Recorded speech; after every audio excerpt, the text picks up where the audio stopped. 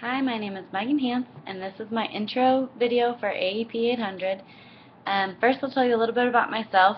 I just started my third year teaching on Tuesday. I'm a special education teacher, and I currently teach in a behavior resource room at a K-2 school in Wamego, Kansas.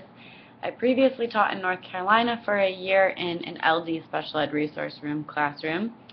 My fiance and I moved to Kansas a year ago, and we live in Manhattan, Kansas with our two dogs.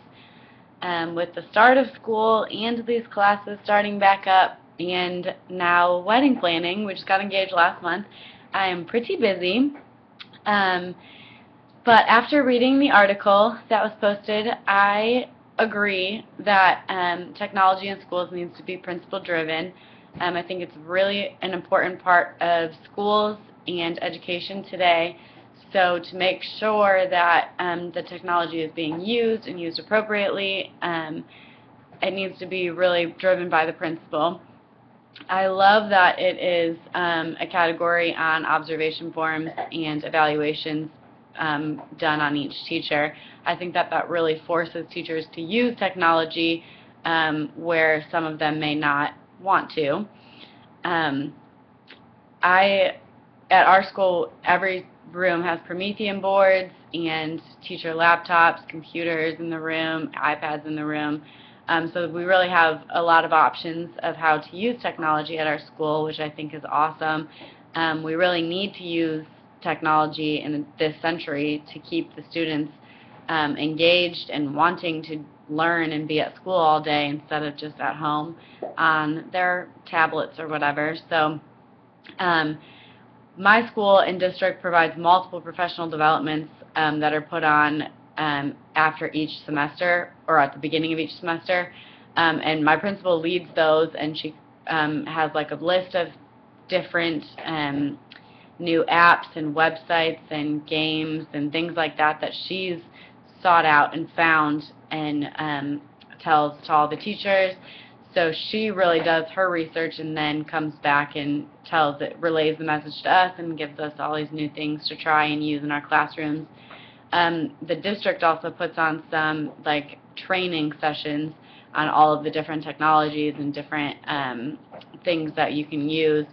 So for some of the teachers that don't feel like they're as technology savvy as others, they can go to the trainings and become more comfortable, which I think is awesome because then it really doesn't give anybody an excuse not to use technology. At my school, my principal does not print out any handouts or agendas, worksheets, nothing for the teachers. It's all on the Common Drive on our computers, and so you can find everything you're looking for on there. With the budget cuts, that really helps to cut down the cost of printing and copying and stuff. If you can just save it all on your computer instead. I do agree with the article that it should be expected, technology should be expected in each classroom and by each teacher to be used daily. I think it's up to the principal to kind of follow up with those teachers and make sure that it is being utilized and it is being used in each room.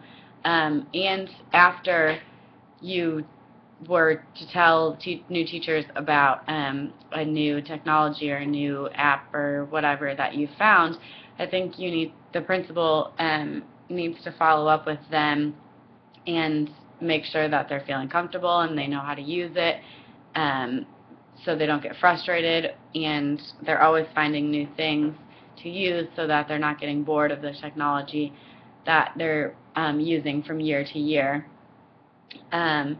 So yeah, I agreed with a lot of what the article said. I think that technology is a very important part of the classroom and that the principal really needs to be the driving factor to get that into each classroom and used by each teacher so that the students are really getting to use technology as well.